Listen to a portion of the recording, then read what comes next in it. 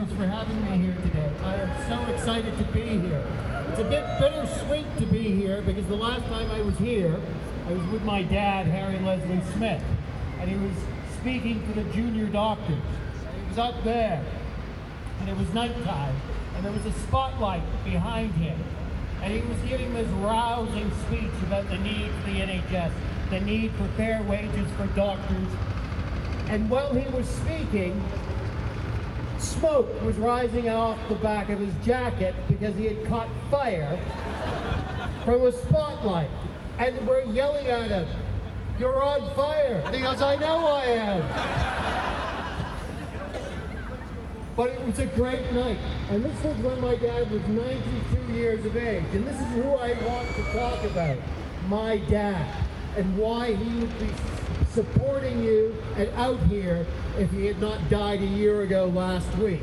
Because he believed in the right of all people to have the dignity of proper wages, having fair pensions, having the right for equality.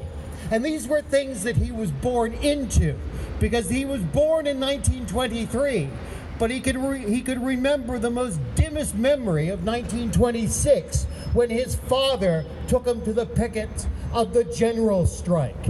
And from that moment, he understood that the only way forward for democracy, for humanity, was through trade unionism. Trade unionism is the barricades for democracy, and you are standing on it right now. You are the people that are holding the fort for all of us, for what you are doing. And what my father knew, because he was born in a time before the welfare state, before the NHS. When he was a boy, there was hunger everywhere here in Yorkshire. And all of your ancestors would have known that. And you would have known it from conversations you had with them. But because of my dad's generation, they were able to fight through the war and the Great Depression to build a Britain for the many and not the few. And that is what we are doing today by being here. This is not an individual action, but a collective action to bring fairness back to Britain. And this is why you should be proud of what you're doing, and why my father is known as the world's oldest rebel, was because 10 years ago, after the Great Bank crash and the rise of neoliberalism, and then the return of the Tories to this country and introducing austerity, he said, "I'm mad as hell and I'm not going to take this anymore." So he came to me and he said, "What can I do?" And I said, "You have to start writing about your life history." And he thought, "Why? Nobody's going to listen." I'm going, "Your history is the history of this country.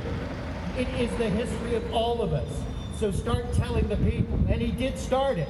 And he worked slowly but surely at it. And there were a few people that were listening to him at that time. I said, "Why don't you try Twitter?" And he said, "What's that?" And I explained it to him. And he started out with 3 followers. And at his death, he had 250,000 people that wanted to listen to his tweets that talked about his ordinary life and the brilliance of what it means to be a human being and caring for other human beings and believing in empathy and believing in the rights of all of us to the dignity of labor that will not rip us off.